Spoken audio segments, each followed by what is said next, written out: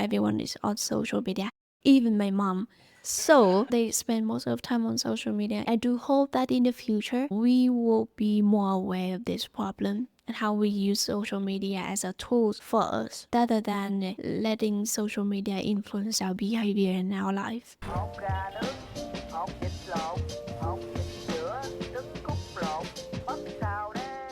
Welcome to another episode of a Vietnam podcast with me, your host, Niall Mackay. Thank you so much for listening, whether this is your first time or your 100th time. I cannot believe that so many of you listen to this podcast, and we are now in the top 5% of podcasts in the world, the longest running English language podcast in Vietnam, as far as I know. If you want to correct me on that, that's fine. But I started this podcast in 2019 as a hobby because I was bored one day. I came to Vietnam in 2015 for a holiday, came back in 2016, and 9 years later, I'm still here and absolutely love Vietnam. Now, this podcast, we share stories of people connected to Vietnam, and crazily, we are in season 13. Now, don't ask me what is a season. It's an arbitrary thing that I just decide because it helps me make more episodes. Some seasons have been 3 episodes. I think the shortest was 5 when we were in lockdown, so that's fair enough. I think the longest has been 12. I generally aim for about 10, but this is season 13 after a short break. So thank you so much for joining me. Thank you so much for listening to me. And I'm, again, as always, really excited in this episode to talk to my guest. Now, she is the founder of Career Lab. She is also a TEDx speaker, which I am really, really impressed with. That's such a cool thing to say. She is the community leader of Workflow, where we are right now enjoying a delicious coffee and this amazing setup. So thank you so much for letting us record here. And most impressive of all, she has over 80,000 followers on LinkedIn and is, I would say, a LinkedIn expert, and even analyzed my LinkedIn for me, which was so cool. And I recently got told that I'm a bit of a numbers guy, which I didn't realize. And yeah, I am massively a numbers guy. You told me I was in the top 23% of, not influencers, how would you call that? Okay, LinkedIn creator. LinkedIn creators, how cool is that? My guest today, I'm really excited to introduce, is Adele Doan. Thank you so much for joining me on a Vietnam podcast and hosting us here in this amazing co-working space. Thank you, Neil, for inviting me. So, really happy to be here. I think we've been connected for a while on LinkedIn. And then when I saw your LinkedIn profile, I know what you are doing. And I think it's a kind of cool idea to, to do some kind of content collaboration. And I love doing podcasts. I have also a podcaster myself, but I give it as a hobby. Like the really personal podcast is not about you, like talking about something other than our personal life. And I really appreciate and admire what you are doing. Oh, thank you. Thank you. So is your podcast, is it in Vietnamese or in? Yes, it is Vietnamese. Nice. Where did you learn English? Because I'm always just so amazed the amount of Vietnamese people that speak perfect English, better than me. I mean, I'm born and raised here. I learned English here in Vietnam. But I think I have a lot of foreigners who, as a friend and who is partner. And I also have a lot like Viet girlfriend who, Vietnamese but starting abroad or living abroad for a long, long time. So I talk with them every day. So I think I catch up them with their English ability and also their accent. So I do sound a little bit like an American accent. So yeah, hope it helps. One of the coolest things I think that maybe ever happened to me was I taught this same class. I used to be an English teacher, not anymore. I taught this same class for I think about 2 years. And then I went on holiday. I went back home to Scotland, I think it was. And so a teacher had to cover for me. And when I came back, she was like, they sound really Scottish. And I was like, no way they don't. And she's like, trust me. She's like, I think the kid's name was Harry. She's like, Harry sounds just like you. And I hadn't noticed it. And then when I came back in the class, I heard Harry say to the other student, what are you doing? And I was like, oh my goodness. And my wife walked by the classroom, who's American. She taught in the same school. And she's like, you're so Scottish. I can hear you from the other classroom. You're like, sit down. And I was like, oh no. So I think a lot of people mimic the teacher, right? So did you have an American teacher? I don't really have an English teacher myself. I mean, I learned English by myself. But I think my teacher would be the American series. Yeah, American TV shows. I love Friends, How I Met Your Mother, and all that kind of series. So yeah. And even recently, I was talking with this guy who worked for Eddie's Diner in D1, recently, a couple of years ago. and he sounded exactly like he was from Birmingham, which is a very specific accent in the UK. And I was so confused, and I thought he must have studied there, he must have lived there, because his accent, like Birmingham is quite a unique accent. And I've never heard anyone else in Vietnam with that kind of accent. So I said, where did you learn English? Did you study in the UK? Never left Vietnam. How do you sound like you're from Birmingham? He said, I watch Peaky Blinders. I was like, that is crazy.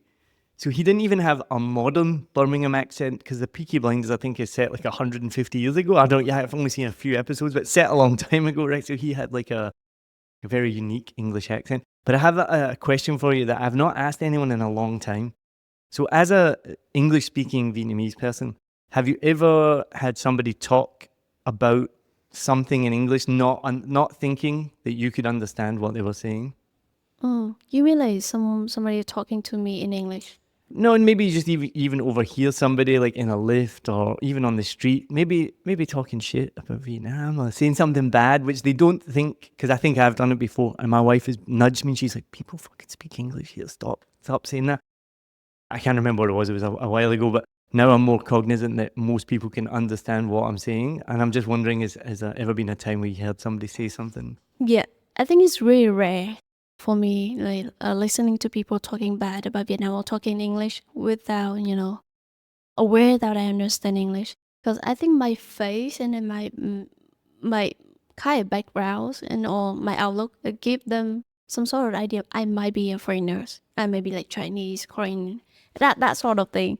So yes, that's the first thing. And I think here in Vietnam, people started to aware of that. Vietnamese people really good at English, especially a new generation.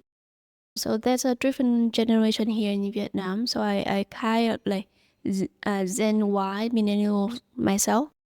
So my background is I started my early career without a little bit support about English. So I had to learn English by myself. But the new generation, Gen Z kind of thing, they got support from their families and their parents quite well off, I would say. And then they learning English from really, really early stage and early age. And I think most of them can speak English at I think it's like 7 out of 10 level. So it's not like you living here in Vietnam and have the awareness that, okay, it's going to be hard here in Vietnam as a English speaking people, but people kind of understand, at least like in Saigon. Oh, I live in Saigon and everyone can speak English pretty well, even like with waiters and waitresses and people who serve here in Vietnam. Because people who working as a server is not because their main career is just because they want to have part-time job. And a lot of like staff here in workflow, they are like uni student. They work for they study at really like well-known university here in Vietnam, so the English is pretty well as well. Now in Vietnam, you can't graduate without getting a certain proficiency level in English, right? Yes, yes. So the generational gap now, the divide I see is massive. There's people in Vietnam over a certain age, I just don't expect them to speak English, and most of them don't. But when you meet the younger generation, it's just now, it blows my mind. And I think about being here for 9 years. We were teaching 3-year-olds 9 years ago. They're now 12. And if you've been learning English since you were 3, it's not even like a second language. It's just your language. But I mentioned to you before we started, and you told me, so you're from the North. And I was telling you that just this week I was meeting with one of my colleagues who's from the North, and the North has a very different accent.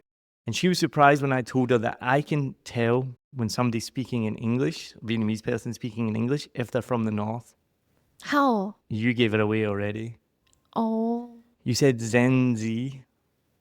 So in the South, they would say Yen Z or Gen Z. And that was the exact example I gave her. So if you are listening to this link up in Hanoi, that's a perfect example of, and she said, how can you tell if they're speaking English if they're from the North? And it's just that tiny little thing. I don't speak Vietnamese. I can't understand the language, but I can understand those little differences. I think because of like a lot of like English word that kind of normalize, we normalize that and we use that in the daily life, like Gen Z or marketing, that sort of thing. And people kind of have like, because we normalize it, so we don't speak like English speaker when we say that word, right? Because it's kind of weird and like a little bit show off to other Vietnamese. So we can say Gen Z. So instead of Gen Z, Gen Z, Gen Z. Oh, what a word. Okay, Generation Z, right? So It's a mouthful, Generation Z. yeah, it's kind of odd and weird to say that in Vietnamese. But in the South, they would say Gen Z, right? And you say Zen Z. Yeah, so it's those little small differences that I love. So you are the LinkedIn expert, right? You got over 80,000 followers. How does Gen Z interact with LinkedIn in Vietnam? Because I know traditionally Facebook is king here. I mean, I think that might be waning. I'm interested to hear your take on that. But when I first came here, everything was done on Facebook, and they talk about Facebook dying in the West and but in Vietnam. But I don't know, is that changing? And how is the younger generation and even the older generation in Vietnam acting to LinkedIn? That's a really interesting question because I have a lot of things to share about that.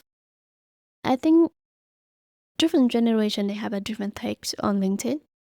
For example, the generation who was born like I think Gen X before, they mainly they have a Facebook account, they have a Zalo account, and also they have a LinkedIn account. For the long time, they use Facebook for friends and family and some of their network. But Facebook here in Vietnam is getting kind of annoying to those people. Just what is Gen X, by the way? I'm so terrible with these things. You said Gen X, and I'm sitting here racking my brain. I'm like, what is that? People were born in the 1970s or 80s, sort of Right. thing. So before millennials Yeah, before and after millennials. boomers? Yes. Gotcha. Okay. Even boomers. Okay, so for those kind of generation, they think that Facebook is kind of dead, you know. They want to keep it just really close to friends and family. But like Facebook getting to be a news platform and like, all the drama and all the like news is getting all over the place. And they think that they still need to have a social media that can focus on one specific need is for their career, for their network, for professional networking. So a lot of people like me and other generation like after boomer, before millennials, they started using LinkedIn for really specific need is for professional need, professional networking, that sort of stuff. People like me, you know, kind of like in between Gen Z and Gen X. I mostly use I use LinkedIn for since I started my career back then 2016, and I've been using that since then because I am a headhunter myself. So yes, I have to use that to find candidate. But it's come a part of my career as well, and we love that platform because it's less toxic, less drama, and we can convert a lot of like lead and benefit from that platform. So that's why I'm like, using LinkedIn.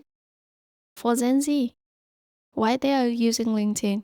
I think a lot of Gen Z they starting their career, and a lot of them go to like international university or university have kind of like international exposure, and the people talking about like LinkedIn as a like online resume, and they have to do that as a part of their work.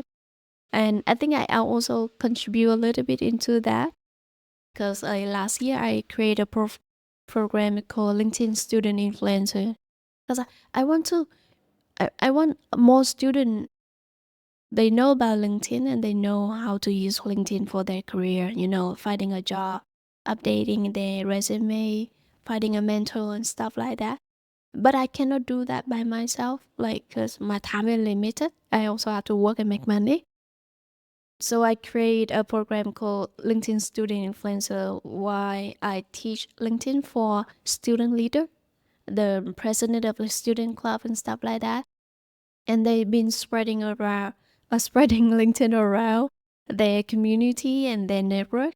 And I see a lot of students, they've been helping other students to utilize LinkedIn for their career. And I think it's a really good sign. So I think I do contribute a little bit into that. And now I saw a lot of student who serious about their career and focus on career, they started using LinkedIn more for sharing their knowledge, not the knowledge, sharing their journey, I would say, and connecting with other senior executive and senior people in their field, which is really exciting and good signal for LinkedIn here in Vietnam. Well, I have a really important question for you that I was thinking about on the way over here. And I think it's something that I don't fully understand. I've been here 9 years, but I don't understand everything. And there's a lot of stuff in Vietnam I know nothing about and I don't understand about at all. And I was thinking, I'm really excited to ask you this question because I want to know more about it. What is work life like for young Vietnamese? Now, you mentioned people work in a cafe, people serve coffee, but what kind of jobs do they do? I used to think this even when I was young, when I lived in the UK, right? When I was young and I was finishing university, I'd drive through the city centre in Glasgow and there's all these office blocks with all these glass windows. And I used to think, what are people doing there? I don't really understand. Here in Vietnam, and we're obviously way more in the future now, what do young people do? What kind of jobs do they want? We obviously know, I think it's a little bit unspoken that we know the wages are lower here. They don't get paid as much. And I've sometimes done the math and I'm like, okay, so they don't get paid as much. But when I was in university, I didn't get paid much either. And I remember the price of beer. So just for an example, right, I got paid £5 an hour in a supermarket. I think now the minimum wage is like £12. I'm not sure, something like that, right? But £5 an hour. And I always compare everything to beer. A pint of beer was about £2, £2.20, maybe a bit more if you go somewhere nice. But as a student, I wasn't going anywhere nice. You get it cheaper. So about £2. So it took about 20 minutes of work to buy a pint of beer. And then here I hear that people make about 30, 40,000 dong an hour in a cafe or in a restaurant. So I'm like, okay, so that's in today's money, maybe £1.50. I think I can't remember the conversion for a pound. For a dollar, it's about $1.25, $1.50 an hour, which is not much. But again, I compare it to the price of a local beer, not a craft beer, because those are different. But I compare it to the price of a local beer, and I'm like, it seems about the same, and you're not expected to make a lot of money in university. So when people are like, oh, people don't get paid much money, and I'm like, yeah, the students don't get paid much money. And I know people who work in professional corporate jobs also are still not getting paid as much, but everything costs a lot less here. So that was a long, convoluted question to ask. What is working life like for young Vietnamese people here, and how are the salaries and the living arrangements? Oh, that's really diverse. I would say this is a new generation. They have a lots of opportunity, and they explore different pathway in life, in their career. So I would say, first of all, if you are a student that's still at your university, I think they still get the support from their parents, and their parent they work hard in the past, right? So pretty well off. So okay, they can support their student during university time. So money is not the big issue, or a lot of big it's not a big pressure for student here. So I would say student, they have a very interesting choice of life. A lot of some student, they decided to work at a cafe as a server or as a bartender, not for the money. I would say not for the money. They work here because maybe they love that cafe, they love the vibe, they love the design of that cafe, or they work here because they want to explore the new pathway of like being a bartender, being someone who work at the F&B business, F&B industry. Because most of the students, they will go to university. I think the main major would be like economics or engineering, that sort of stuff, not barista training. So working in a cafe give them the interesting experience. Like, I want to experience the life of barista. Maybe I'm good at it. Maybe I'm not, right? So that's the first option. I think the second option I understand is that a lot of students, they working really early in their career. Like first year student, they started working already, and they have wide range of choices for their job. Like either they can work as a personal assistant, they work as a like marketing intern. I think there are a lot of company and expert, and they open those opportunity for university student, because the salary is not that high. They hardworking. They learn everything fast. So this really the good match for for, let's say, the new startup founder. They want to bootstrap a new thing and they don't have a lot of money to pay for full-time staff, and they're looking for an intern or student who is like bright and hardworking and also like smart and can do things that uncertain, right? Uncertainty is not a thing for people like me.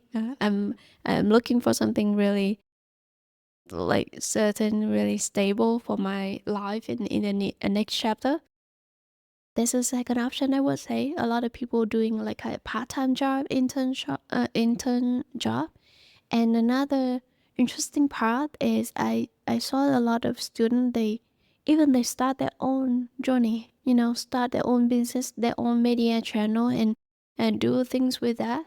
A lot of people that are student that I know, they are the hot TikToker. They are the like hot face in social media, in Instagram or TikTok, or they start their own small business, selling the office stuff or the cute things online. That's really interesting. That interesting option that I don't have when I was a university student. So one thing is, I've always been told since the beginning that Vietnamese people are very entrepreneurial, and that thing that comes through. And it's interesting that we didn't have that option. And now you can have a shop and a business, but then you combine it with a TikTok and you show off the pussies. And if you're attractive and you're good looking, then suddenly people are buying your pussies. And this actually leads me to another question that I really want your help with. I don't know the answer to this. So something has just popped up where we live. So we live in Tan Mi Loi, which nobody knows where that is because I think 5 years ago it was a swamp. And by the look on your face, I don't think you know where it is either, right? But it's in District 2, but it's not Tao Dien.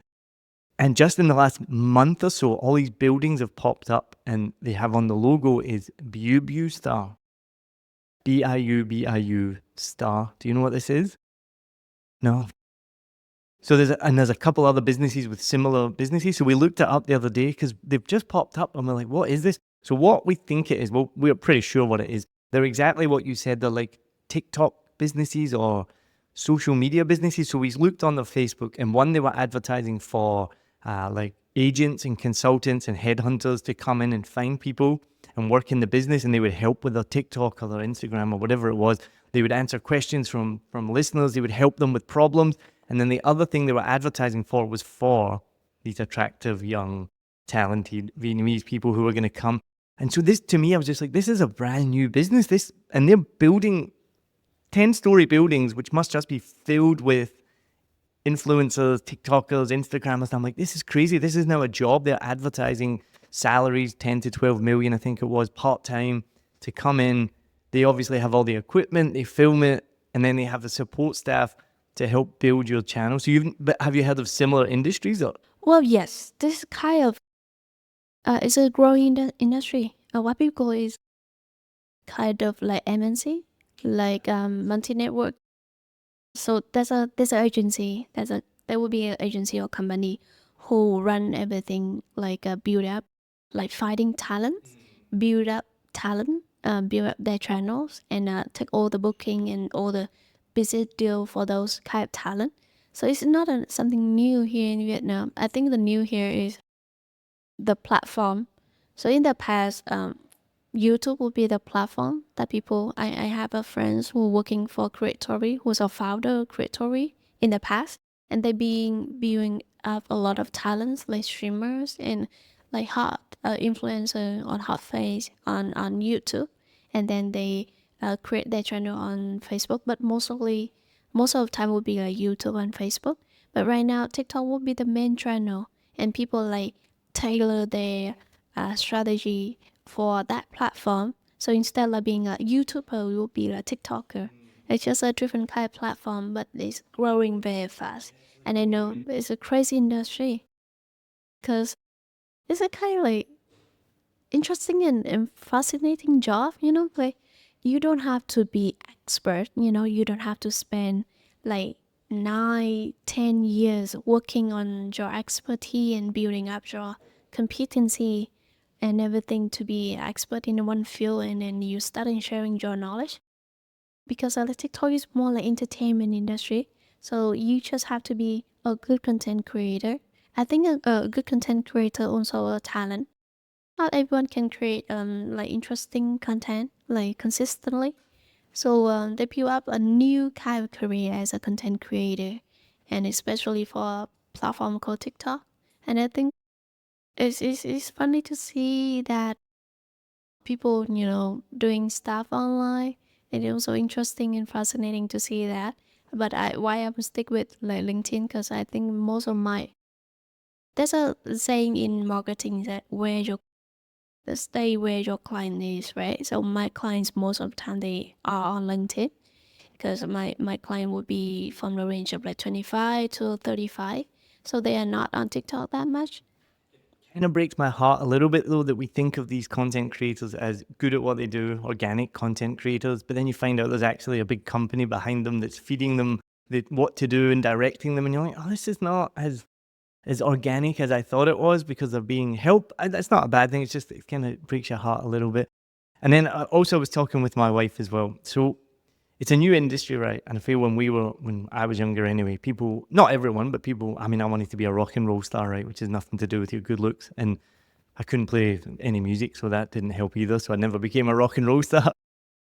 But a lot of people, they wanted to be models or actors, singers, things like this. And it's based a lot maybe on their attractiveness. They're like good looking. So it's not changed, but now do you feel like younger people, they're not like, oh, I want to be a model or a singer? They probably do, but it opens up a new pathway. And I guess as an old man, I was saying to my wife, it's a bit of a short career, isn't it? Because it's based on your looks. Like you said, it's not based on knowledge. And again, being an old man, so what happens after you're not attractive anymore, you get older? But then I was like, I guess that's just an age-old problem that every generation has maybe had. But do you think that's more of a problem because more people can be creators? And if it's because you're good looking, male and female, and I see these creators going into this building, the Gen Z, as you call them, very young, makeup on, male and female, funky clothes. I'm like, what are they wearing in the middle of the day? And it's like, on that is a big furry jacket that's really warm. And so they're wearing different clothes. And I don't know, a little sad part of me is like, that seems like quite a fleeting career and not something that sets you up well for the future.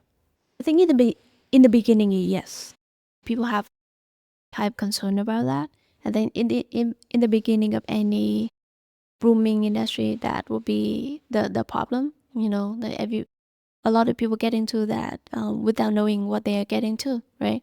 And it's like huge demand, so people kind of FOMO about that path. Being a content creator, get famous online and stuff, and selling and being KOC, and you make a lot of money out of it. So every new booming industry or niche that have that like crazy beginning, a lot of people get into that. But I think over the time, people like the industry will filter out those kind of people. So at the beginning, like TikTok, I saw a lot of people just like creating content online and call themselves a content creator.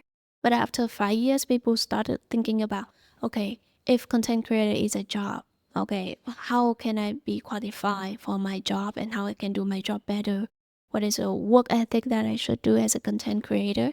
Should I, create content about every topic and try to get most views and impression as possible or not? So people started thinking seriously about their career as a content creator.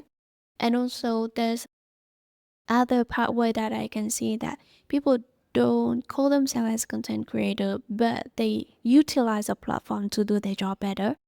And even I don't use TikTok that much, but I kind of follow few people there, and I know that their main job is not like content creator or TikToker. Their main job is like designer, a fashion designer, or like artist or a writer. So their main job is a different field, and they still focus on their expertise and building up their expertise. But they leverage and utilize the social media and TikTok for their business and for their career. And this is a type good balance. You don't have to do everything for the views and for the impression, but they do that because it's kind of leverage and it supports your career more. And because right now everyone is on social media, even my mom. So that's where the client is. You have to be there. It's just like in the past, people more like doing things offline. Go to the market and go to the fair and go to like a shop to do things. Now they spend most of the time on social media. It's just you shift their focus on where your clients and your audience is. Do you think people, especially in Vietnam, but I know worldwide, are becoming more nuanced on how they use social media? Yeah, that's a big problem. I don't really have a solution for that. I try to, somehow for my content, I talk about those kind of problems, about how we use social media and how we, pay attention on how social media, even right now, like how AI and ChatGPT influence our behavior.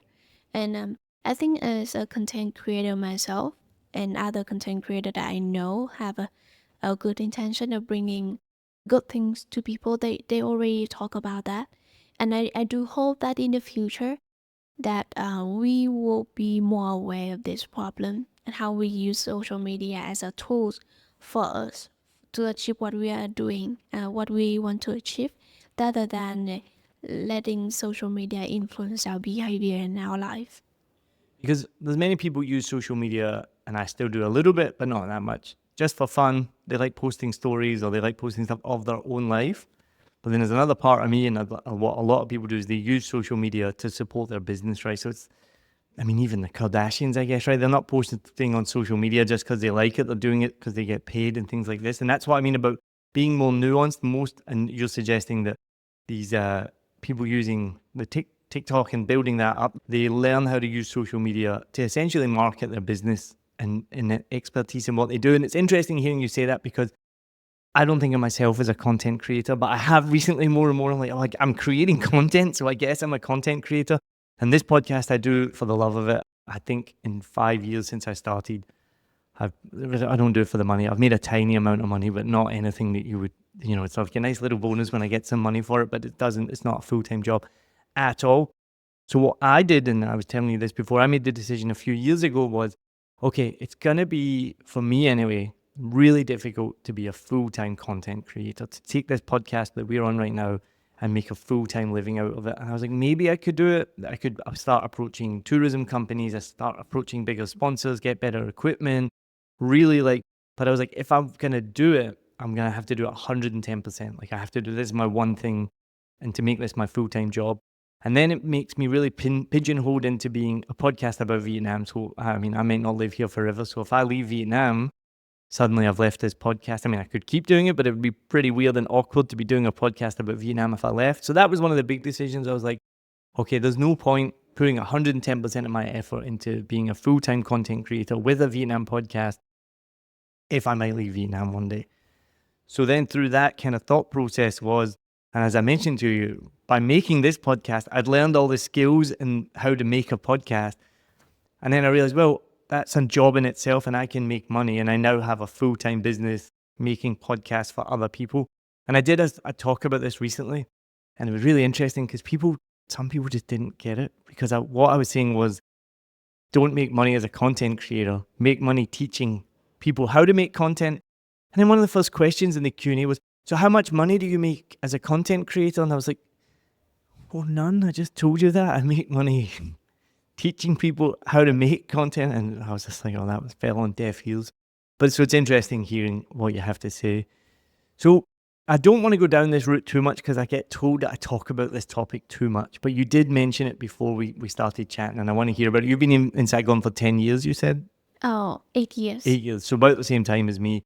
One of the things we talked about, and I hate to ask this question, but how much Saigon has changed. And even on the way here today, I came over the Basson Bridge, which has only been here for like a year.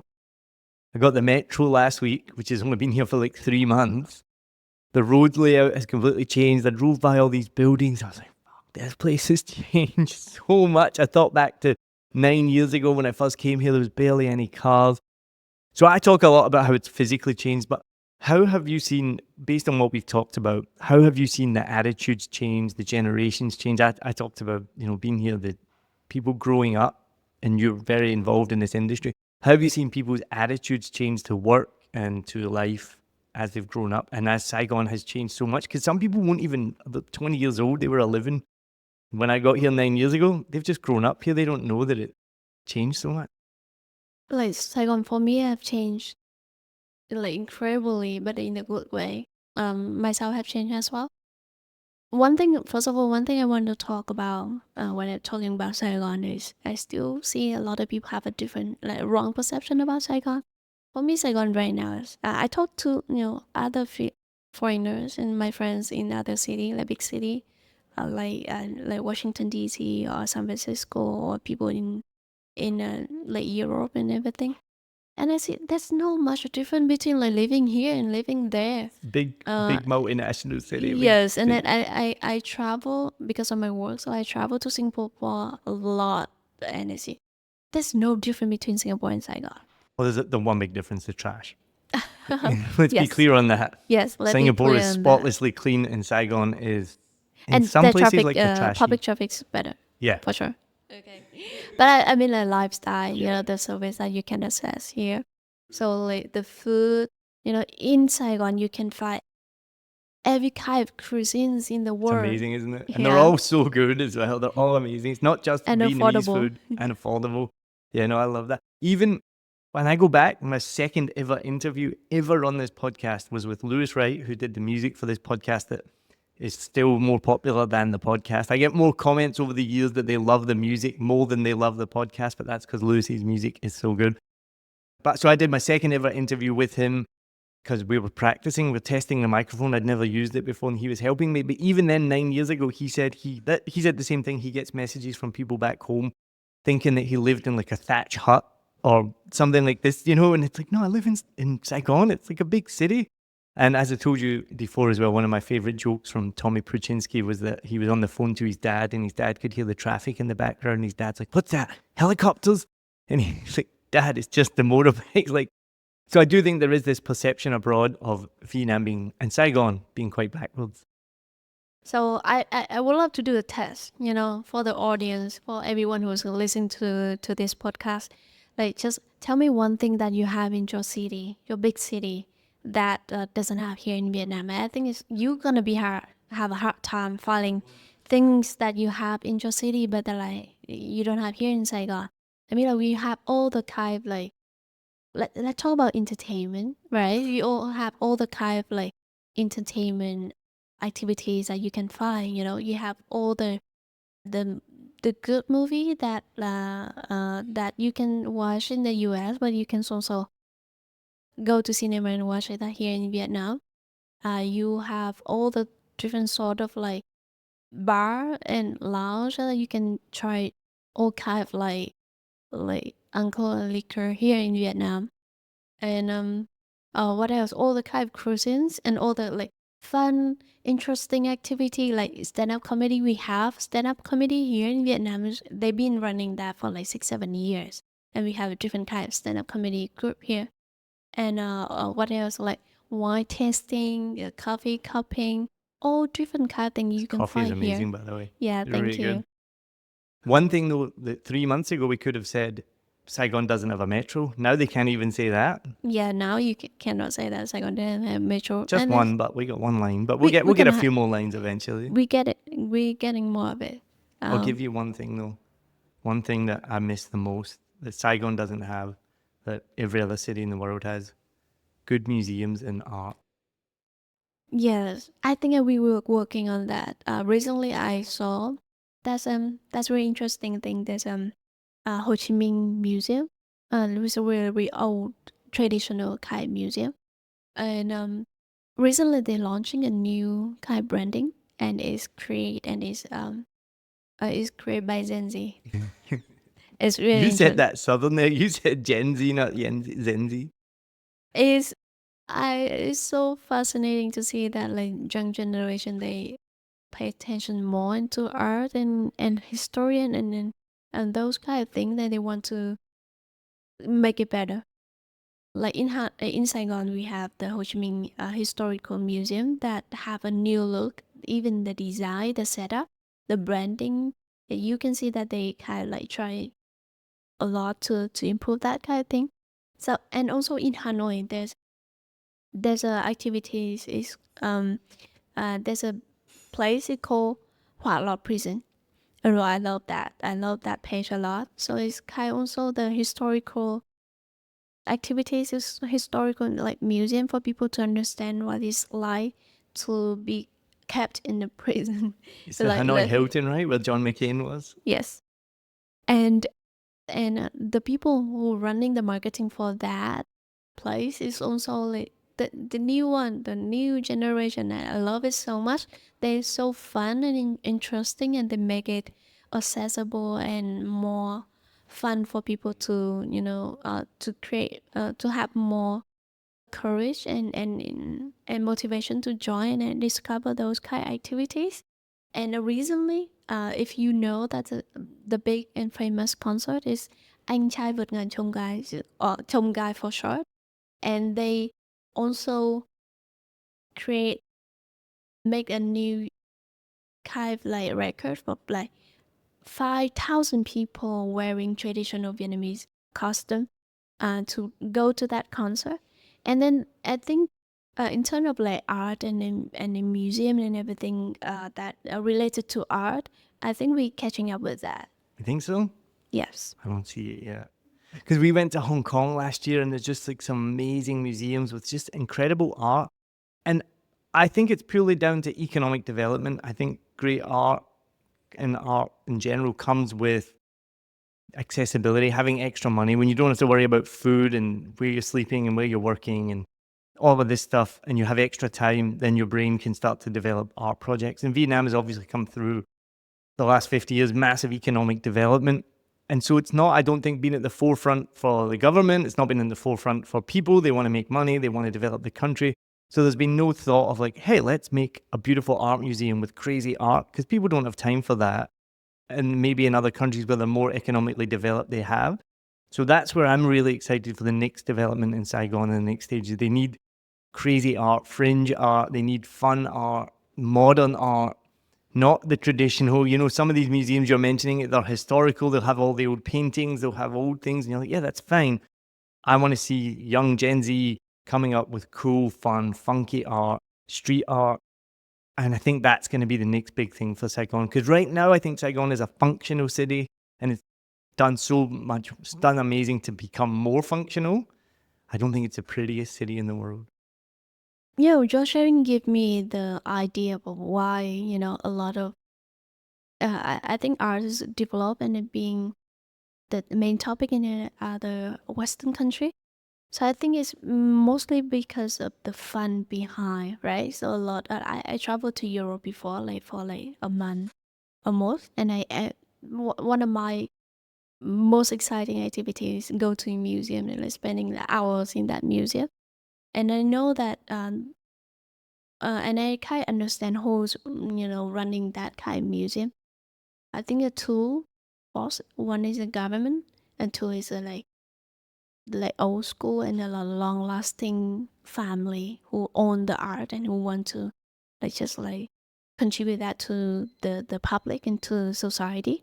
So this is where the fun come from. So looking back in the Vietnam situation, I think the government, because we have a different situation of like developed our country. So the government, they mostly focus on the like economic growth, as you say, which is true. And if that's gonna be, if you want to develop those kind of things here in Vietnam, I can see the two force of that kind of like try to make it happen.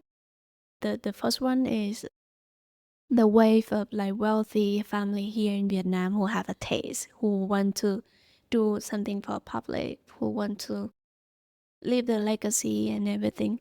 And they are kind of like pushing that to happen, doing more like activities related to art and this not gonna they're not gonna run in the big museum as I see in the Europe, but they kind of like pushing their effort behind, pushing the movement of like people, that they want people to experience and care more about art. This is a first force that I see that's coming a lot. The second one is like individuals, and I think because like the new generation, they live in the situation they don't have to care much about making money, because their parents been supporting that from their early childhood, so they have more room and more time to think about what they want to do in life. And a lot of people, I understand, they get into art, a different kind of form, like street art, like fashion design, and different like a painting, a different type of art. And I think that like those kind of people also pushing that happen, and they also try to leverage the social media, as we talked earlier, to create more awareness for people, like like being an artist also, you can make money and you can make a living being an artist.